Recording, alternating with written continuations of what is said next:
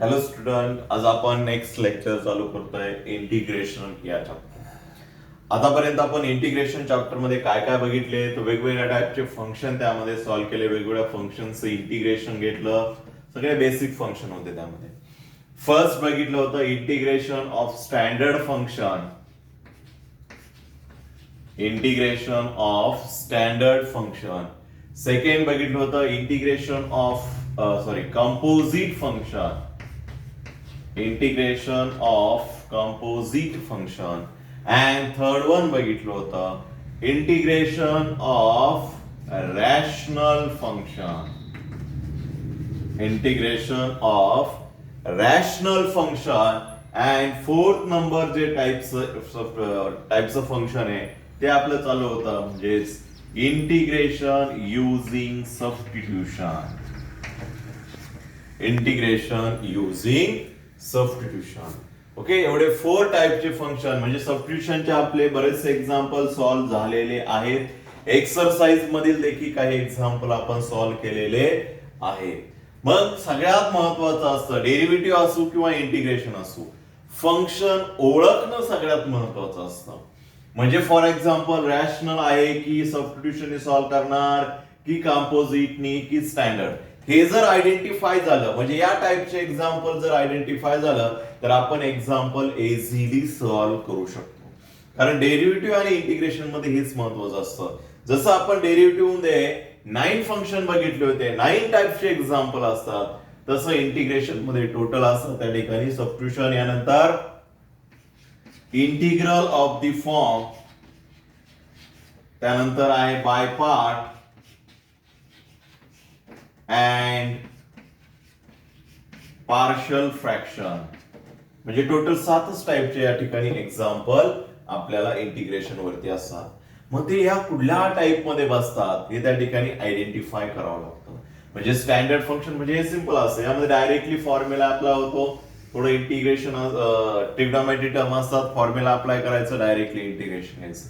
हे आपण first exercise मध्ये घेतलेले आहेत.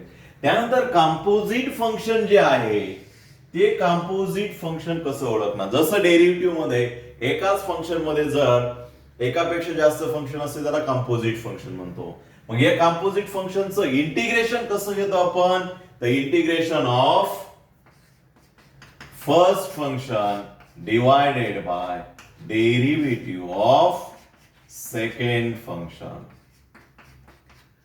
पण डेरिव्हेटिव्ह मध्ये उलट आहे, derivative of first function into derivative of second function. यामध्ये इंटिग्रेशन मध्ये दोन्ही पण आहे, इंटिग्रेशन पण येतं आणि डेरिव्हेटिव्ह पण येतो, हे लक्षात ठेवा. त्यानंतर नेक्स्ट रॅशनल फंक्शन.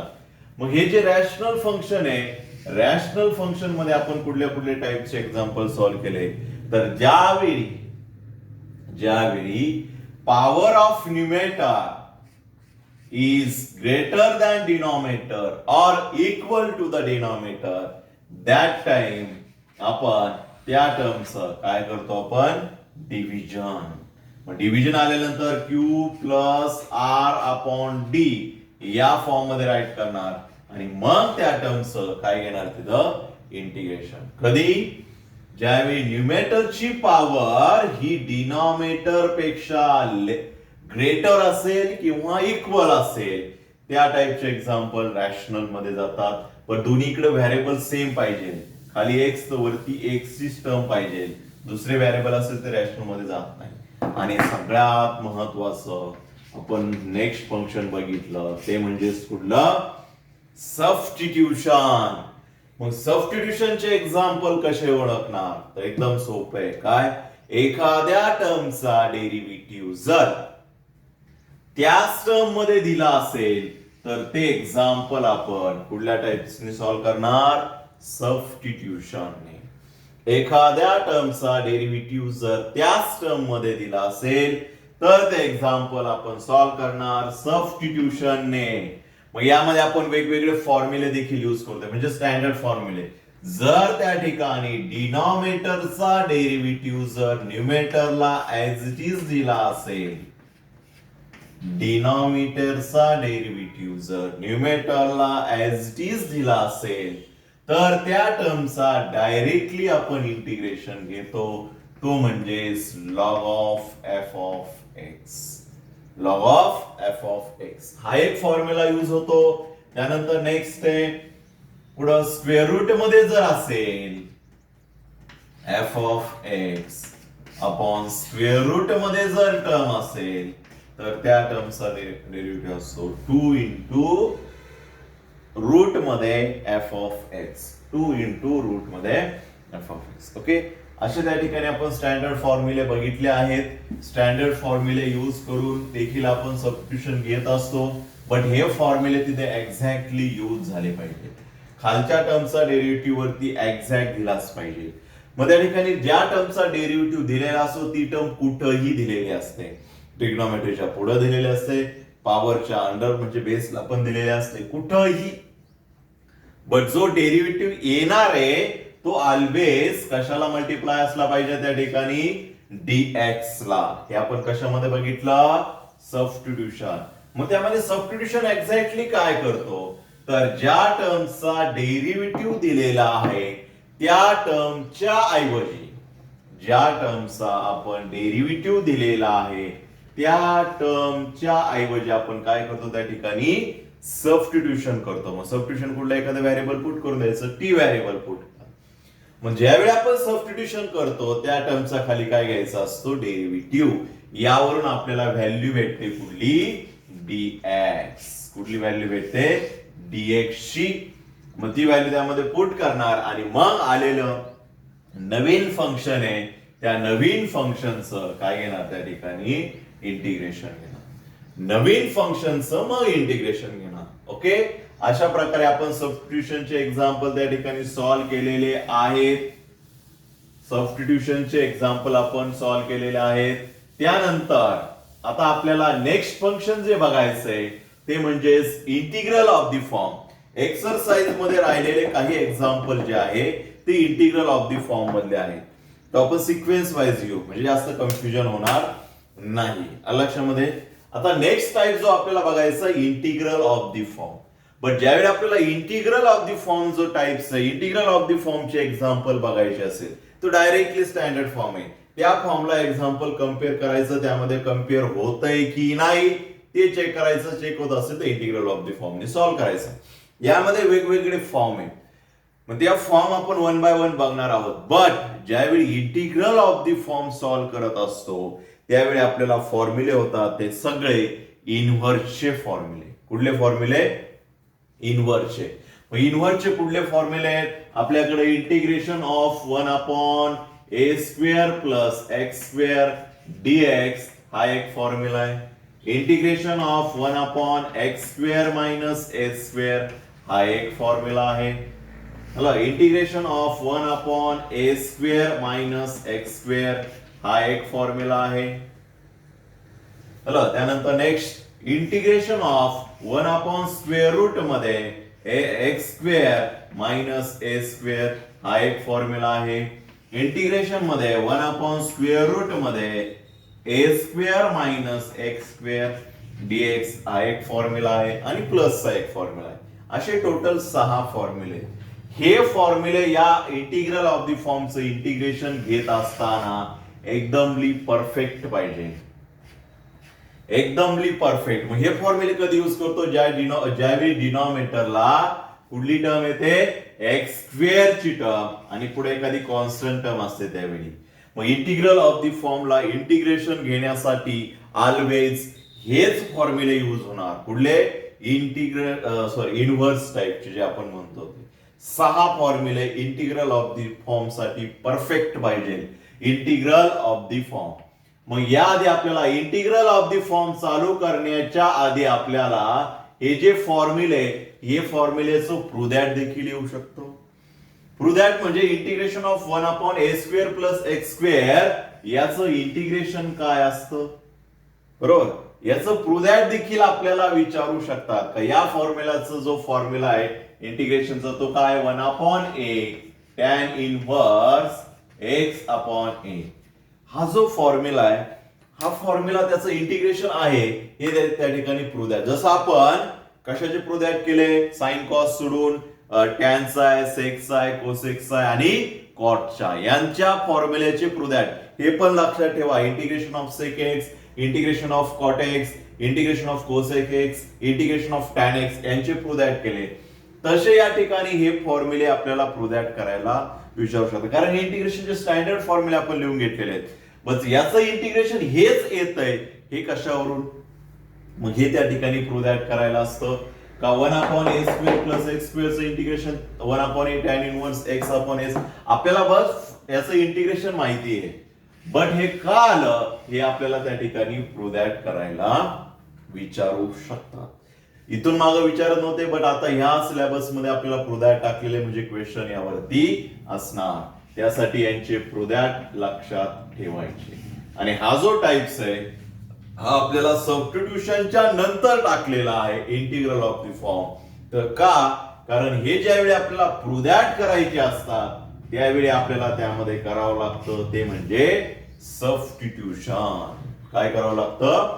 सबस्टिट्यूशन. लक्षात ठेवा, सबस्टिट्यूशनचा यूज करून आपण हे फॉर्म्युले जे आहेत इन्व्हर्सचे ते आधी प्रूव्ह करणार आणि मग आपल्या इंटिग्रल ऑफ द फॉर्मचे जे एक्झाम्पल आहे त्यांना सॉल्व्ह करायला, म्हणजे हे फॉर्म्युले आधी आपण परफेक्ट करणार.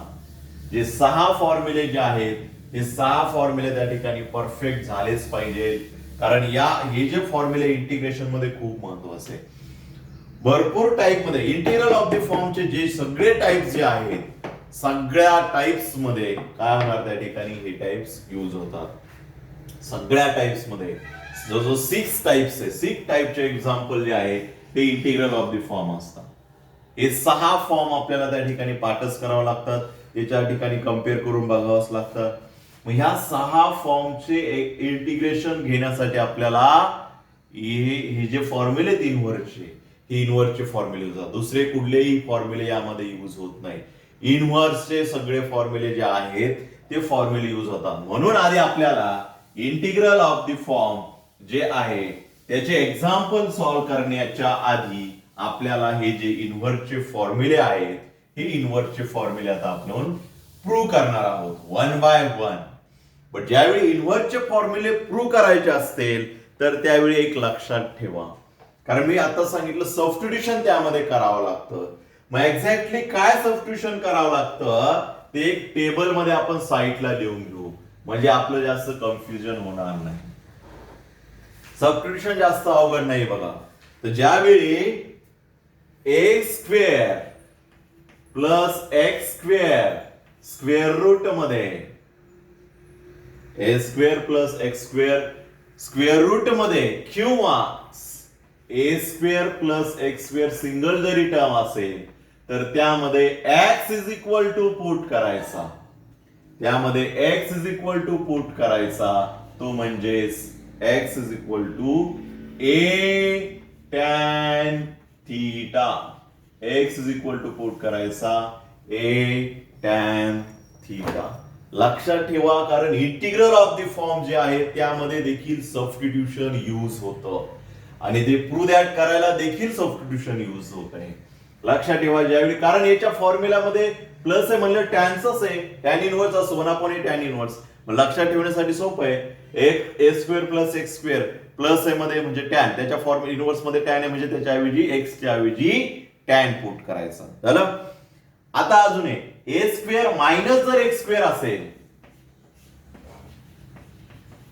मायनस x² जर असेल, आता या टर्मच्या फॉर्म्युल्यामध्ये काय आहे साइन इनवर्स आहे. मग या टर्मच्या ऐवजी काय पुट करणार सांगा बरं, x is equal to a sine theta. Prove that करायचं असेल तर x इज इक्वल टू त्यामध्ये थोडं सबस्टिट्यूशन करावं लागतं a साइन थीटा. आता याच्यामध्ये कुठल्या टर्मचं डेरिव्हेटिव्ह पाहिजे हे काय नाही, त्याच्यामध्ये आपल्याला प्रूव्ह दॅट करायचंय मग थोडं ऍडजस्टमेंट करावं लागतं, थोडं सबस्टिट्यूशन करावं लागतं झालं. काय लक्षात ठेवण्यासाठी काय लक्षात ठेवायचं, a² plus x² 1/a² plus x² काय 1/a टॅन इनवर्स आहे, मग टॅन ची टर्म आहे मग x is equal to a tan theta put करायचा, x is equal to a sine theta, कारण याच्यामध्ये साइन ची टर्म आहे झालं. आता अजून एक फॉर्म्युले x² मायनस a² किंवा x² मायनस a². तर याच्यामध्ये तर काहीच नाहीये, फक्त लॉग दिलेला आहे. मग इथं लक्षात ठेवा x is equal to put करायचा a सेक थीटा. काय पुट करणार त्यामध्ये? a sec theta. लक्षामध्ये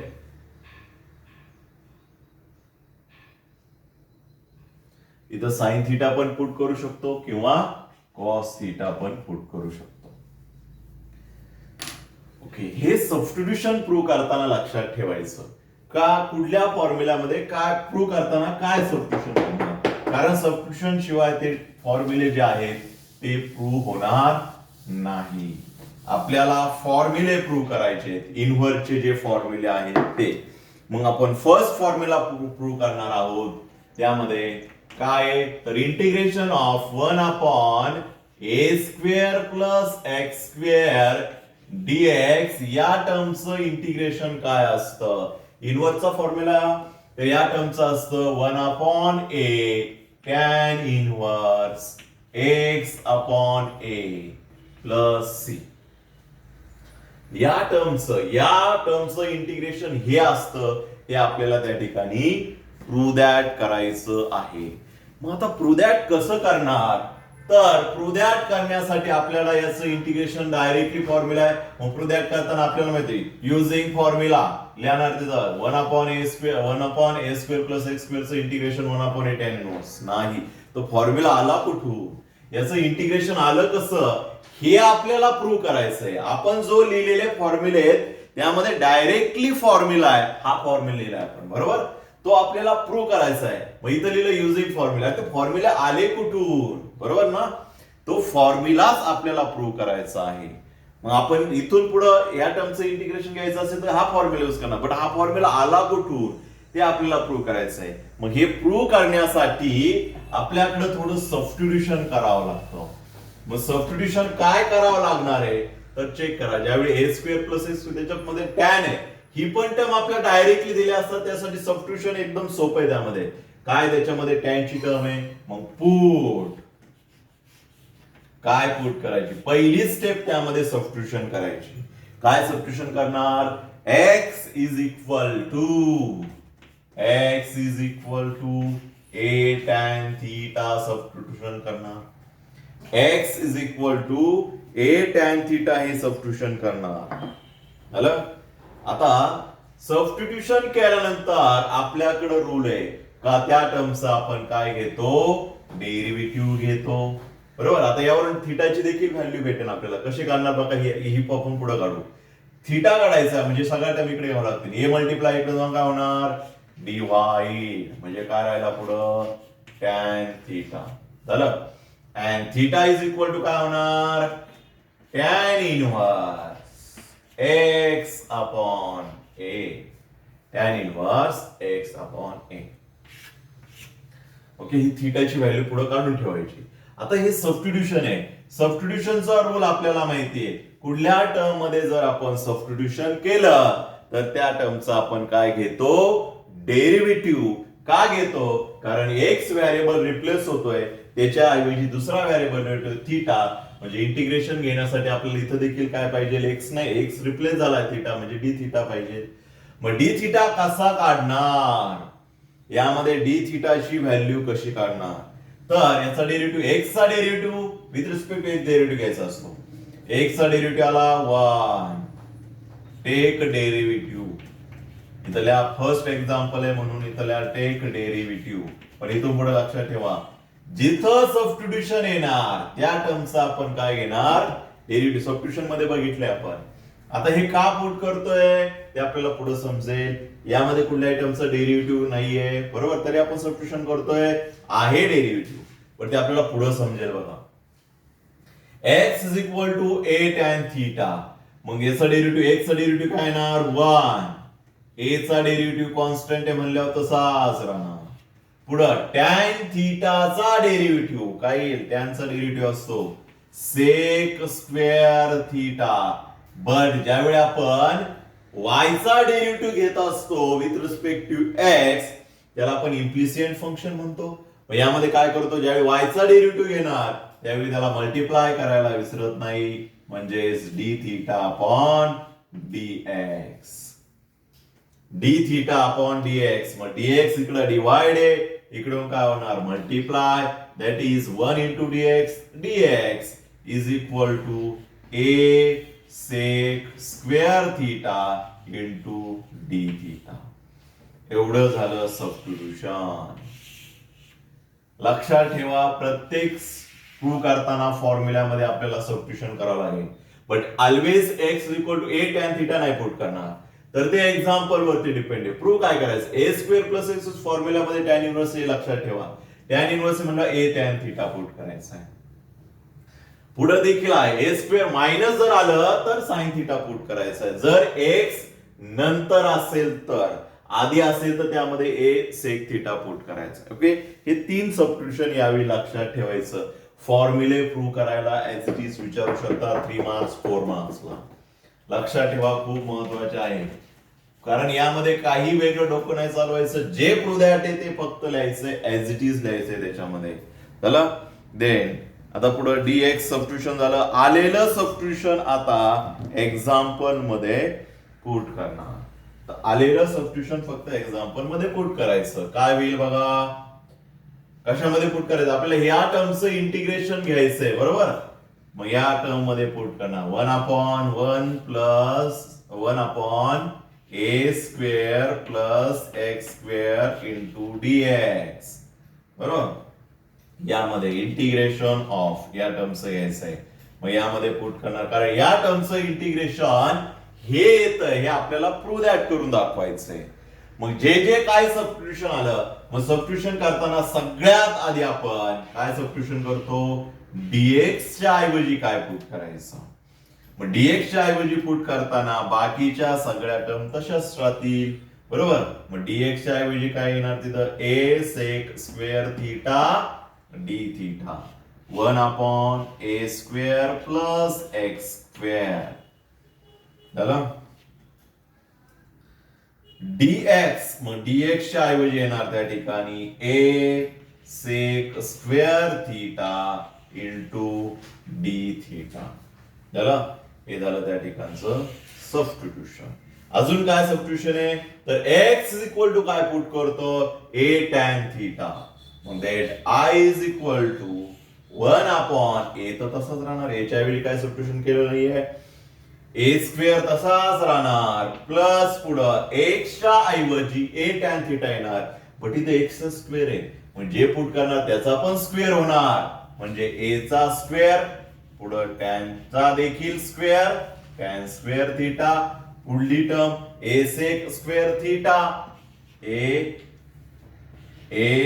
सेक square theta into d theta झालं. आता बघा या टर्म मध्ये सिंप्लिफिकेशन काय होईल, थोडा तर आपण सिंप्लिफिकेशन करू. या दोघांमध्ये कॉमन टर्म आली बघा, कुठली, ए स्क्वेअर.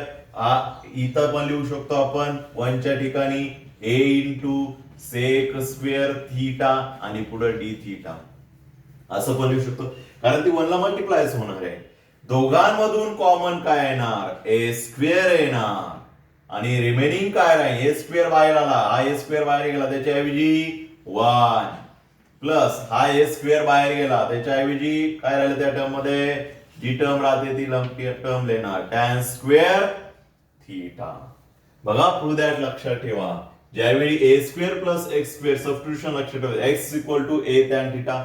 ज्यावेळी सबस्टिट्यूशन करत असतो डेरिव्हेटिव्ह घ्यायला विसरायचं नाही, त्यावरून आपल्याला व्हॅल्यू कसली भेटते, dx ची व्हॅल्यू भेटते. चला आता सिंप्लिफिकेशन काय होईल, ए स्क्वेअर कॉमन घेतला, 1 प्लस टॅन स्क्वेअर थिटाचा फॉर्म्युला आपल्याला माहिती आहे आणि ए स्क्वेअर आणि खाली ए ची टर्म, सिंगल ए कॅन्सल होणार, खाली ए स्क्वेअर म्हणजे 2a, म्हणजेच काय राहिलं त्या ठिकाणी सिंगल ए राहिला. मग तो ए तसाच लिहिणार आपण, वरचा ए कॅन्सल झाला, वरती राहिलं sec square theta divided by काय होईल या ठिकाणी, sec square theta divided bye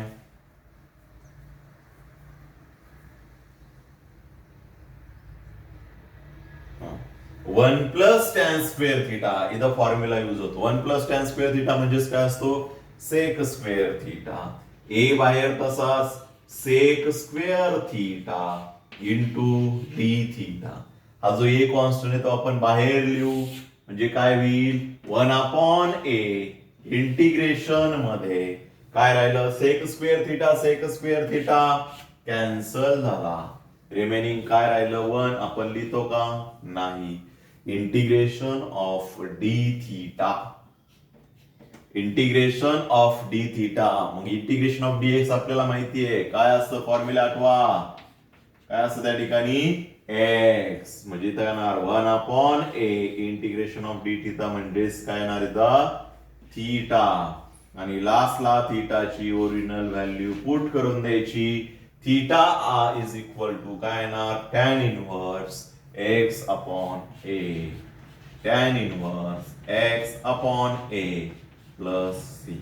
पुढे इंटिग्रेशन घेतल्यानंतर प्लस सी लिहितो.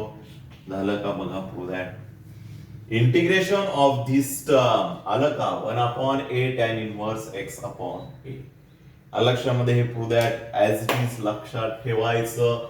3 मार्क्स 4 मार्क्सला विचारू शकतात. फर्स्ट फॉर्म्युला आपण इनव्हर्सचा प्रूव्ह केला तो म्हणजे 1/a square plus x square into dx is equal to त्याचं इंटिग्रेशन काय असतं 1/a tan inverse x upon a 1/a tan inverse x upon a. Prove that झालं. पण त्यासाठी सबस्टिट्यूशन व्यवस्थित लक्षात ठेवा. जर a square plus a square आणि स्क्वेअर रूट मध्ये जरी प्रूव्ह करायचा असला स्क्वेअर रूट मधला तरी त्या ठिकाणी सबस्टिट्यूशन सेम येणार. x is equal to a tan theta. x is equal to a tan theta. लक्षामध्ये व्यवस्थित त्या ठिकाणी समजून घ्या. एकदम सिंपल स्टेपने त्या ठिकाणी प्रूव्ह दॅट केलेला आहे. आधीच्या बुक्स मध्ये खूप कॉम्प्लिकेटेड प्रूव्ह दॅट होतं.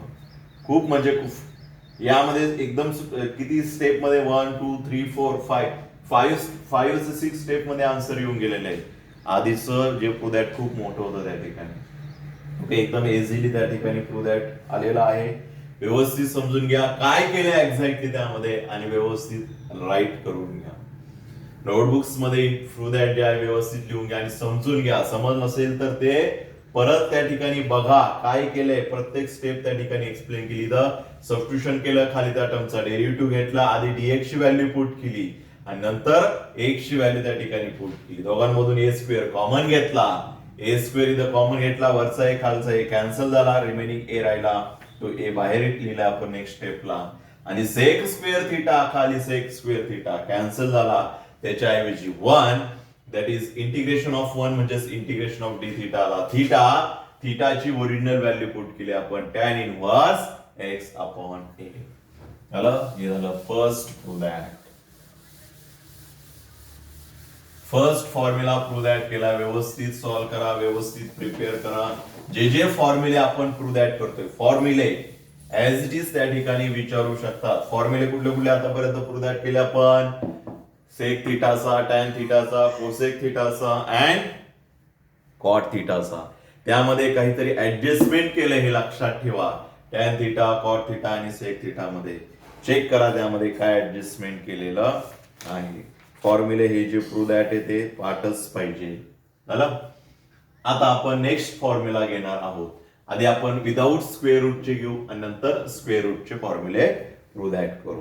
विदाउट स्क्वेअर रूटचे मग हे घेऊ आपण. आता प्लसचा घेतला. आता कशाचा घेणार मायनसचा घेणार.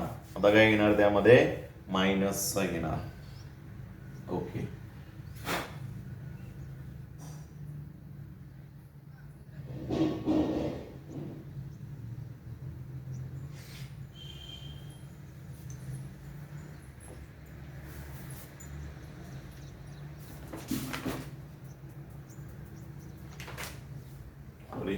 इथं बघा विदाउट स्क्वेअर रूट असेल तर इथं सबस्टिट्यूशन आपल्याला नसतं. विदाउट स्क्वेअर रूट असेल तर सबस्टिट्यूशन नसतं. का नसतं ते पण आपल्याला बघायचं आहे. कारण फक्त स्क्वेअर रूट मध्ये असेल तर सबस्टिट्यूशन येणार. विदाउट स्क्वेअर रूट असेल तर सबस्टिट्यूशन नाही येणार. ते आपल्याला पुढे बघणार आहोतच. मग नेक्स्ट प्रूव्ह दॅट आपण बघणार आहोत ते म्हणजेच कुठलं बघा विदाउट स्क्वेअर रूटचा 1/. आता आपण a स्क्वेअर प्लस x स्क्वेअरचं घेतलं. आता integration of 1/a square minus x square dx घेणार. 1/a² मायनस x² या टर्मचं घेणं. बट आता हे प्रूव्ह दॅट करण्यासाठी आपल्याला पार्शल फ्रॅक्शन येणं थोडं गरजेचं आहे. पार्शल फ्रॅक्शन येणं गरजेचं आहे. आता पार्शल फ्रॅक्शन कसे काढायचे हे आपल्याला डायरेक्टली एक टाइप्स आहे, त्यामध्ये आपण बघणार आहोत. मी इथं डायरेक्टली पार्शल फ्रॅक्शन त्याची लिहिणार आहेत. ती स्टेप जी आहे ती त्या पार्शल फ्रॅक्शन झाल्यानंतर मग आपण हे एक्झाम्पल एक्सप्लेन करू. बट आपल्याला प्रूव्ह दॅट पूर्ण बघायचं आहे. असं पार्शल फ्रॅक्शन आणि पार्शल फ्रॅक्शन कधी पाडायचे, त्याचे एक्झाम्पल कसे ओळखायचे ते आपण व्यवस्थित बघणार आहोत. पण इथं पार्शल फ्रॅक्शन का पाडायचे ते आपण त्या ठिकाणी थोडस त्याचं इंट्रोडक्शन बघू. ओके, याचं जे इंटिग्रेशन असतं ते काय असतं सांगा.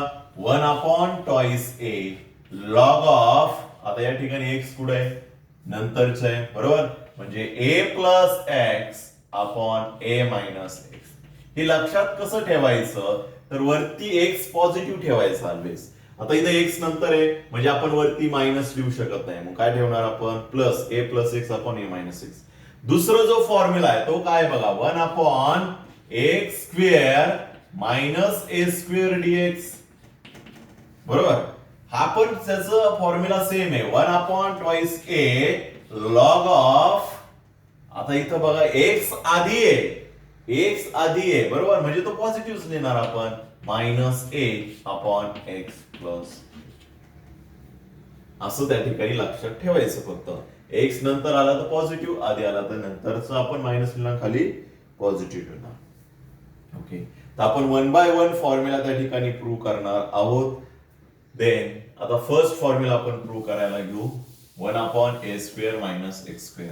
आता या ठिकाणी आपण सबस्टिट्यूशन का करणार नाही, कारण सबस्टिट्यूशन करण्यापेक्षा आपल्याकडं डायरेक्टली त्या ठिकाणी इंटिग्रेशन घेण्यासाठी एक टाइप फंक्शन आहे, म्हणून या ठिकाणी सबस्टिट्यूशन करण्याची काही गरज नाही. आता या ठिकाणी आपण सबस्टिट्यूशन करणार आहे. पहिल्या याच्यामध्ये आपण केलं, बट का केलं, कारण इंटिग्रेशन घेण्यासाठी आपल्याला कुठल्या टाइपचं ते फंक्शन नाहीये. इथं कुठलंय बघा, तर आपल्याला ज्या टर्मचं इंटिग्रेशन घ्यायचंय, कशाचं घ्यायचंय, integration of 1/a² minus x² dx. म्हणजे आपण आधी LHS टर्म घेतली, आपल्याला LHS इक्वल टू काय दाखवायचं, RHS दाखवायची बरोबर ना. म्हणजे या टर्मचं इंटिग्रेशन येत आहे. या टर्म मध्ये व्यवस्थित चेक करा. इथं बघा 1/a² मायनस x², आपल्याकडे डायरेक्टली एक फॉर्म्युला आहे. कुठला फॉर्म्युला आहे बघा, a² मायनस b² काय असतो, a minus b and a plus b, a minus b and a plus b. हे त्या ठिकाणी फॉर्म्युले असतात बरोबर. हे कधी होणार, मायनस साठी, इथं प्लस साठी नाहीये, म्हणून इथं आपण सबस्टिट्यूशन केलं. लक्षात ठेवा, प्लस साठी हा फॉर्म्युला नाहीये, फक्त कुठल्यासाठी आहे, मायनस टर्म साठी हा फॉर्म्युला आहे. 1/a² minus x². मग या ठिकाणी आपल्याला तो फॉर्म्युला यूज करू शकतो आपण. त्या फॉर्म्युला काय होणार, a minus x and a plus x. म्हणजेच आपल्याला डिनॉमिनेटरला काय भेटले, रूट्स भेटले. रूट्स डिनॉमिनेटरला काय भेटले, रूट्स. म्हणजे तिथं एक्स ची पॉवर 1 असते अशी रूट्स भेटले. ज्यावेळी एक्स ची पॉवर 1 असते त्याला आपण रूट्स म्हणणार. म्हणजे तिथून डायरेक्टली आपण एक्स ची व्हॅल्यू काढू शकतो बरोबर. जसे क्वाड्रेटिक इक्वेशन आपण सॉल्व्ह करतो, सॉल्व्ह करताना आपल्याला काय भेटतं, एक्स प्लस काही टर्म भेटते, एक्स मायनस काही टर्म भेटते, आणि इज इक्वल टू काय असतं, 0. दोन्ही टर्म इज इक्वल टू काय करणार त्या ठिकाणी, 0 करणार बरोबर. याला आपण म्हणतो त्या ठिकाणी रूट्स. काय म्हणतो, रूट्स. असे रूट्स त्या ठिकाणी भेटले.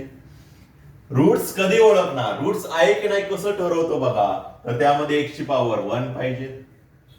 एक्स ची पॉवर ही ऑलवेज 1 पाहिजे. 1 असेल तो डेफिनेटली काय असणार त्या ठिकाणी, रूट्स असेल. आणि ती टर्म जी आहे स्क्वेअर रूट मध्ये नसली पाहिजे. स्क्वेअर रूट मध्ये असेल तर त्या ठिकाणी रूट्स ते तिथं होणार नाही बरोबर. स्क्वेअर रूट नाही म्हणजे ते रूट झाले, हे रूट झाले. रूट जर असतील तर डिनॉमिनेटरला ज्यावेळी कुठल्याही टर्मचे आपल्याला रूट्स दिले असतील त्यावेळी सॉल्व्ह करण्यासाठी आपल्याकडे एक मेथड आहे, ती म्हणजे पार्शल फ्रॅक्शन. कुठली मेथड आहे, पार्शियल फ्रॅक्शन, जो आपण लास्ट टाईपचं फंक्शन येते, लास्ट टाईपच्या फंक्शनने आपण हे प्रूव्ह दॅट करतोय. लक्षात ठेवा, ज्यावेळी डिनॉमिनेटरला डायरेक्टली रूट्स दिले असतील तर रूट्स नंतर त्या टर्मचा आपण काय करणार, त्या ठिकाणी find partial fraction, partial fraction of 1 upon a minus x into a plus x. या टर्मची ही जी आतमध्ये टर्म दिली याचे पार्शियल फ्रॅक्शन.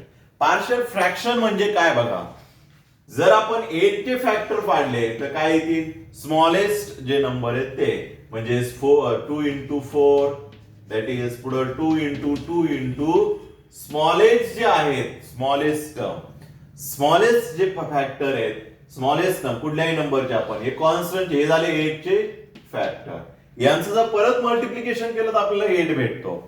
हे फक्त कॉन्स्टंटचं झालं, पण या ठिकाणी आपल्याला या टर्मचे आपल्याला फॅक्टर पाडायचे का, जेणेकरून आपण त्यांची जर त्या ठिकाणी हे मल्टिप्लाय फॉर्म मध्ये होतात. आता आपल्याला इथं इक्वेशनचे ज्यावेळी आपण फॅक्टर पाडत येतो त्यावेळी ते आपल्याला भेटतात सम फॉर्म मध्ये. कुठल्या फॉर्म मध्ये, सम, प्लस ऑर मायनस. जसे आपण फॅक्टर पाडतो कॉन्स्टंटचे तसे आपण इक्वेशनचे देखील पाडू शकतो फॅक्टर. म्हणजे हे याच्या टर्मचे स्मॉल 2 टर्म अशा फाइंड आउट करणार, 2-3 जेवढ्या येतील तेवढ्या, त्यांचं जर आपण परत मल्टिप्लिकेशन केलं, बट ते जे फॅक्टर येणार ते कुठल्या फॉर्म मध्ये येणार, ऍडिशन. इथं कसं मल्टिप्लाय फॉर्म मध्ये येतात, तिथं येणार ऍडिशन फॉर्म मध्ये. कुठल्या फॉर्म मध्ये, ऍडिशन किंवा सबट्रॅक्शन फॉर्म मध्ये. त्यांचं जर परत आपण ऍडिशन सबट्रॅक्शन केली क्रॉस मल्टिप्लाय करून, तर आपल्याला परत हीच टर्म भेटणार. याला म्हणतो आपण पार्शियल फ्रॅक्शन. हे पार्शियल फ्रॅक्शन कधी यूज करणार, तर ज्यावेळी आपल्याला डिनॉमिनेटरला रूट्स दिले असतील, मग ते रूट्स कितीही असू द्या, जर आपल्याला रूट्स दिले असतील तर पार्शियल फ्रॅक्शन यूज करतो. आणि रूट्स आहे की नाही हे कसं, एक्स ची टर्म पुढे कॉन्स्टंट व्हॅल्यू असते, बरोबर, रूट्स झाला. हे रूटचा फॉर्म आहे, लक्षात ठेवा, x plus A x plus minus okay. But आता हे तर डायरेक्टली आपल्याला पार्शियल रूट्स दिलेत, म्हणजे याचे पार्शियल फ्रॅक्शन त्या ठिकाणी आपल्याला फाइंड आउट करणं गरजेचं आहे. बट ते आपला टॉपिक झालेला नाहीये, म्हणून मी डायरेक्टली या टर्मचे पार्शियल फ्रॅक्शन लिहितोय. बघा कसे फाइंड आउट करायचे हे आपण लास्ट टॉपिक्स मध्ये बघणार आहोत. ए प्लस एक्स, ए मायनस एक्स, हे डायरेक्टली पार्शियल फ्रॅक्शन येणार 1 upon twice a ब्रॅकेट मध्ये 1 upon a minus x and 1 upon a plus x. बघा यांची जर आपण ऍडिशन केली क्रॉस मल्टिप्लाय, 2a ने आतमध्ये मल्टिप्लाय केलं तर आपल्याला ओरिजिनल टर्म भेटेल. म्हणजे याचे फॅक्टर मध्ये, कारण याचं इंटिग्रेशन घेणं पॉसिबल नाही आपल्याला, असा कुठला टाइप्स नाही, असं कुठलं फंक्शनच नाहीये, बरोबर, कुठल्या टाइप्स मध्ये बसत नाही, ना सबस्टिट्यूशन मध्ये बसत, ना इंटिग्रल ऑफ द फॉर्म मध्ये बसत. मग यांचं आपण काय करतो, त्यांचे स्प्लिट करतो, फॉर्म पार्शियल फॉर्म करणार, पार्शियल त्याचे फॅक्टर काढतो आणि मग इंटिग्रेशन घेतो. मग या ठिकाणी बघा हे सेपरेट टर्म केले, मग आता यांचं इंडिव्हिज्युअल जे पार्शियल फ्रॅक्शन येईल त्याचे मग काय घेणार, इंटिग्रेशन. कारण याचं मल्टिप्लाय केलं आपल्याला 30 टर्म भेटते, म्हणजे त्या टर्मचं फक्त आपण सिम्प्लिफाय करतो. 1 upon 2a कॉन्स्टंट आहे तो आपण बाहेर लिहिणार, 1 upon a minus x plus 1 upon a plus x. हे जे पार्शियल फ्रॅक्शन आले त्या पार्शियल फ्रॅक्शनचं आपण आता इंटिग्रेशन घेणार. कसं इंटिग्रेशन घेणार बघा, आता ह्या टर्मचं कसं प्लस आहे मला, दोन्ही टर्मचं सेपरेट सेपरेट. आठवा आपले ह्या टाइपचं इंटिग्रेशन झालेलं आहे. कसं येणार बघा, एकतर हे कंपोजिट होऊन जाणार किंवा सेकंड स्टेप खालच्या टर्मचं डेरिव्हेटिव्ह वरती येतं का बघा, a मायनस x चं डेरिव्हेटिव्ह -1. म्हणजे या ठिकाणी आपल्याला काय करावं लागेल, मायनस ऍडजस्ट करावं लागेल. इथं मायनस आणि इंटिग्रेशनच्या बाहेर म्हणजे मायनस मायनस ऍडजस्ट केला, हा मायनस इथं जाणार आणि मग खालच्या टर्मचा डेरिव्हेटिव्ह वरती येतो. मग या टर्मचा आपण directly formula integration f dash x upon f of x म्हणजे लॉग ऑफ मायनस तसाच राहिला, लॉग ऑफ ज्या टर्मचा आपल्याला खाली वरती डेरिव्हेटिव्ह दिलेला असतो ती टर्म, प्लस आता या टर्मचं काय ऍडजस्ट करण्याची गरज नाहीये कारण खालच्या टर्मचा डायरेक्टली डेरिव्हेटिव्ह वरती येतो. म्हणजे या टर्मचा होणार directly log of A plus x झालं. मग आता ही जी मायनस टर्म इकडून घेणार, ही प्लस टर्म इकडे लिहिणार.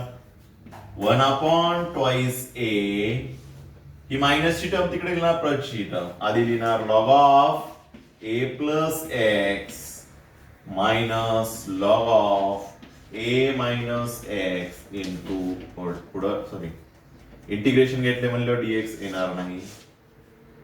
आता बघा पुढे काय होणार. लॉगॅरिथमचा एक फॉर्म्युला युज होणार simply. Log a minus log b, log a upon b. Log of a ची व्हॅल्यू ए प्लस एक्स झाली डिवायडेड बाय बी ची व्हॅल्यू ए मायनस एक्स झाली, पुढं प्लस सी. आलं का इंटिग्रेशन. म्हणजे ही स्टेप व्यवस्थित लक्षात ठेवा, कारण ही जी आहे याला मोठं ब्रॅकेट करा, वेगळ्या पेनने अंडरलाईन करा. पार्शियल फ्रॅक्शन आपल्याला आधी समजून घ्यायचे आहेत. पार्शियल फ्रॅक्शन व्यवस्थित समजले, कारण त्या टर्मचे पार्शियल फ्रॅक्शन हे कसे आले हे तर आधी माहित पाहिजे आपल्याला. मग पुढे पार्शियल फ्रॅक्शन आले, त्या पार्शियल फ्रॅक्शन म्हणजेच काय, ती टर्म आपण त्या टर्मचं सिम्प्लिफाईड फॉर्म मध्ये लिहितो, फॅक्टर फॉर्म मध्ये ती टर्म ऍडजस्ट करतो, फॅक्टर फॉर्म मध्ये, आणि मग त्या टर्मचं इंटिग्रेशन, त्या सिम्प्लिफाय फॉर्मलाच आपण म्हणतो पार्शियल फ्रॅक्शन. मग हे पार्शियल फ्रॅक्शन आपल्याला लास्ट फंक्शन मध्ये बघायचं आहे. ते पार्शियल फ्रॅक्शन हे दोन फॉर्म्युले प्रूव्ह करण्यासाठी युज होतात. आता याच्या खाली जो आहे तो फॉर्म्युला तुम्ही लिहून ठेवायचा आहे, आणि तो आपण पार्शियल फ्रॅक्शन झाल्यानंतर मग प्रूव्ह करू. तो म्हणजे 1 इथं एक्स स्क्वेअर नंतर आहे, एक्स स्क्वेअर आधी आहे. या टर्मचं काय असं सांगा बरं. त्याचं देखील तो असतो 1/2 of A, log of x आधी म्हणलं एक्स वरती येणार मायनस ए अपॉन एक्स प्लस ए. बघा दोघांमध्ये फक्त या टर्म मध्ये डिफरंट आहे. हे देखील फॉर्म्युला आपण तसंच प्रूव्ह दॅट करणार, कारण इथं फॉर्म्युला यूज होतो ए स्क्वेअर मायनस बी स्क्वेअरचा. कुठला फॉर्म्युला यूज होतो, ए स्क्वेअर मायनस बी स्क्वेअरचा फॉर्म्युला त्या ठिकाणी यूज होतो. समजलं. आज आपण किती फॉर्म्युले प्रूव्ह केले, म्हणजे हे 3 फॉर्म्युले जे आहेत जे विदाउट स्क्वेअर रूटचे आहेत ते एक्झॅक्टली आपले प्रूव्ह झालेले. पण यामध्ये लक्षात ठेवा त्यापैकी एकाच मध्ये आपण सबस्टिट्यूशन केलंय, बाकीच्यांमध्ये सबस्टिट्यूशन करायची गरज नाही आली, कारण त्या ठिकाणी डायरेक्टली इंटिग्रेशनचा त्या ठिकाणी टाइप्स होतो, तो म्हणजे कुठला पार्शियल फ्रॅक्शनचा. आणि हा जो टाइप्स आहे तो आपण पार्शियल फ्रॅक्शन झाल्यानंतर परत हे दोन प्रूव्ह दॅट लक्षात आणून द्या मला, किंवा मी पण माझ्या लक्षात राहील त्यावेळी आपण हे एक्सप्लेन करणार आहोत. का, कारण हे प्रूव्ह दॅट आपल्याला ऍज इट इज विचारतात. तुम्ही मागचे क्वेश्चन पेपर बघा, सगळ्यात जास्त वेळा विचारलेले ही इनव्हर्सचे प्रूव्ह दॅट आहे. 6 पैकी कुठलं ना एक तरी त्यामध्ये प्रूव्ह दॅट असतंच, त्यासाठी लक्षात ठेवा. मग या दोघांमध्ये तर सबस्टिट्यूशन नाहीये, यामध्ये सबस्टिट्यूशनचा काही इश्यूच नाहीये. मग राहिलं कुठलं, तर हे तर सेम आहे, याच्यामध्ये जी टॅनची टर्म आहे तीच पुट करणार, फक्त आता स्क्वेअर रूट. म्हणजे स्क्वेअर रूट आलं तर कंपल्सरी त्यामध्ये प्रूव्ह दॅट सबस्टिट्यूशन आहे. सबस्टिट्यूशन काय एकदम इझी लक्षात ठेवायचे, काय जास्त अवघड नाहीये. ओके, तर या लेक्चरला आपण इथंच थांबूया. 3 सबस्टिट्यूशन, पण तिसरा आपल्याला पार्शियल फ्रॅक्शन नंतर बघणार आहोत. ते हे व्यवस्थित लिहून घ्या. पार्शियल फ्रॅक्शन कसे आले डोकं चालू नका, ऍज इट इज लिहा त्याच्यामध्ये, आणि त्याचं इंटिग्रेशन आपण घेतोय. हे कसे आले ते आपण त्यावेळी बघणार आहोत. त्यावेळी आपल्याला समजेल पार्शियल फ्रॅक्शन कसे पाडायचे, याचे फ्रॅक्शन कसे पाडायचे. जसे कॉन्स्टंटचे पाडतो तसे आपण इक्वेशनचे देखील पाडू शकतो. ओके, तर व्यवस्थित त्या ठिकाणी लिहून घ्या. प्रूव्ह दॅट जे आहे, जे प्रूव्ह दॅट आहे, जे थेरम आहे, डेरिव्हेटिव्ह मध्ये 3 थेरम आपल्याला परफेक्टली मार्क्स देणार, कारण ते ऍज इट इज विचारतात. 3 थेरम. आणि इंटिग्रेशन मध्ये देखील हे फॉर्म्युले प्रूव्ह दॅट करायला आधी फॉर्म्युले जे लिहिले टॅन, सेक, कॉट, कोसेकचे, हे फॉर्म्युले 2 मार्क्स किंवा 1 मार्क्सला विचारणार ते फॉर्म्युले, आणि हे फॉर्म्युले असतात 3 मार्क्स किंवा 4 मार्क्सला. अजून देखील फॉर्म्युला आहेत, म्हणजे एक डायरेक्टली थेरम आहे तो म्हणजे बाय पार्टचा, तो देखील असतो 3 मार्क्सला, तो पण भरपूर वेळा विचारलेला आहे. म्हणजे हे डायरेक्टली ऍज इट इज विचारतात, यामध्ये काही डोकं चालवायचं नाहीये. याचं इंटिग्रेशन हे आपल्याला प्रूव्ह दॅट करायचंय. हे प्रूव्ह दॅट फक्त लक्षात ठेवायचे. जसे 10वीला जिओमेट्रीमध्ये थेरम असायचे, त्याला आपण प्रमेय म्हणतो, ते ऍज इट इज विचारायचे. तसे या ठिकाणी आपल्याला डेरिव्हेटिव्ह इंटिग्रेशन मध्ये काही टर्म आहेत ते आपल्याला डायरेक्टली विचारतात. काही त्यामध्ये कुठला फॉर्म्युला यूज करा, हे जे प्रूव्ह दॅट आहे फक्त लक्षात ठेवायचं. तिथे आपल्याला परफेक्टली मार्क्स भेटून जातात आणि विचारतातच प्रत्येक क्वेश्चन पेपर मध्ये हे फॉर्म्युले प्रूव्ह दॅट करायला एक तरी आहेच त्यामध्ये क्वेश्चन पेपर तुम्ही व्यवस्थित बघा. किंवा थेरम, डेरिव्हेटिव्ह थेरम एक तरी थेरम आहे बरोबर, आणि इंटिग्रेशन मध्ये जे प्रूव्ह दॅट आहे ते तरी आहे, आणि डिफिनाइट इंटिग्रल जो आहे त्याच्यामध्ये सगळे थेरम्स आहेत. त्यामध्ये एक्झाम्पल चुकून विचारतात पण डायरेक्टली थेरम प्रॉपर्टीज जे आहेत त्या प्रूव्ह दॅट आहे, म्हणजे ज्या बुक्स मध्ये त्या ऍज इट इज विचारणार त्या ठिकाणी. ओके, असं जास्त काय हाल नाही, फक्त एक्झाम्पल कुठल्या टाईपचे कसे ओळखणार हे त्यामध्ये लक्षात ठेवा, आणि हे थेरम लक्षात ठेवायचे. आपल्याला एकदम इझी जाणार आहे डेरिव्हेटिव्ह इंटिग्रेशन. ओके, तर भेटूया नेक्स्ट लेक्चरला नवीन examples. Have a nice day.